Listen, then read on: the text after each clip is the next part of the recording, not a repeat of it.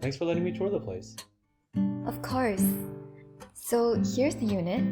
Now, it doesn't come furnished, so you probably have to do some furniture shopping.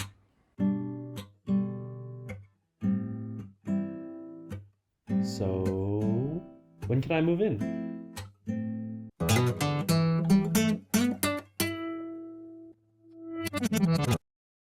When I was 17, I moved out of my parents' house for the first time. And recently, I moved for the 18th time into my first big boy apartment. I'm talking decent place, my own room, everything. And this might be a hot take because it seems most people think moving is this huge hassle that interrupts their routine and everything. But I actually really like moving. It's this event where you have to stop and look at what's around you and really assess where you are versus where you want to be, what you want to take with you, and what you want to leave behind. Should I bring this with me, put it in storage, throw it away? And I think this applies for both objects and memories.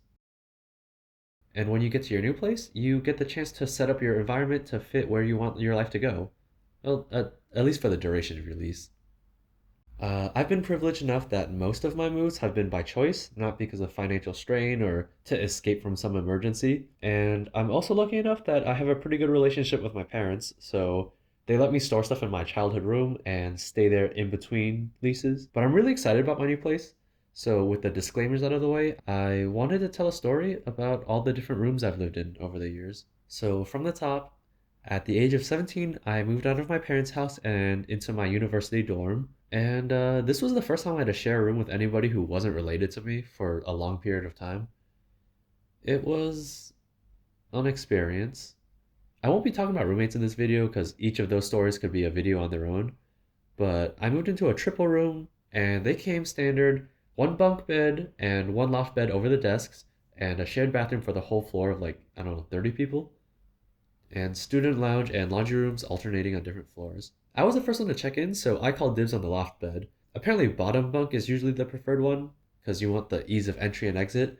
But I got a whole thing about how outside clothes cannot touch the bed, and I didn't trust a bunch of teenage strangers to respect my boundaries like that.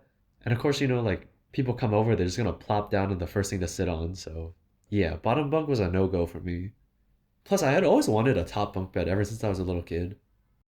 And there really was something about that extra layer of separation. It was just really calming lying there in the dark, separated from everybody else and the world and all its problems in X, Y, and Z axis. It was just this perfect little space where I could be alone with my thoughts and reflect every night. Next, I moved into my first apartment, which was assigned by the school. Two bed, two bath for 5 people. So we had 3 people in the master bedroom with an attached bathroom, and I stayed in the double room with one roommate, and we used the bathroom in the hallway. And I gotta say, compared to the dorms, this place was kind of jank. Like, we had plumbing and power issues, nothing so major that we'd have reason to move, but just enough to be a noticeable problem. Like, for example, the light switch in my room, if you flipped it too hard or from the wrong angle or something, it would just shock you. And the floor plan was so whack. Like, the living room and kitchen were connected to the front door via this long hallway, and the doors to the rooms were on one side, and our bathroom and the front door were on the other side. But at the end of this hallway, there was just this full length mirror at the end. And I made the mistake of watching my first horror movie in this place, and I don't do horror. So after that movie, I kill all the living room lights and I'm headed back to my room in the dark. But at the end of the hallway, there's this flickering light, and as I approach, this shadowy figure appears. And the closer I get, the bigger it seems. Boo! It was terrifying, man. I mean, like, of course I know it was my reflection at the end of the hallway, but oh jeez. Next, I went back to the dorms, but this time I got a corner room, and apparently that means there's more signs of the building skeleton.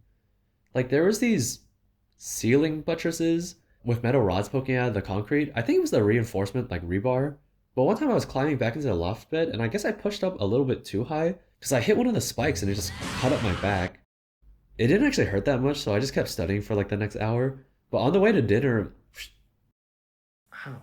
Hey Gary, can you look at my back and tell me if I'm bleeding? What? Why would you be? Oh my god! And yeah, I guess I'll cut it here for now. I realized going over all 18 moves in one video was gonna take well over 30 minutes, so I'll be releasing the story in parts. Stay tuned.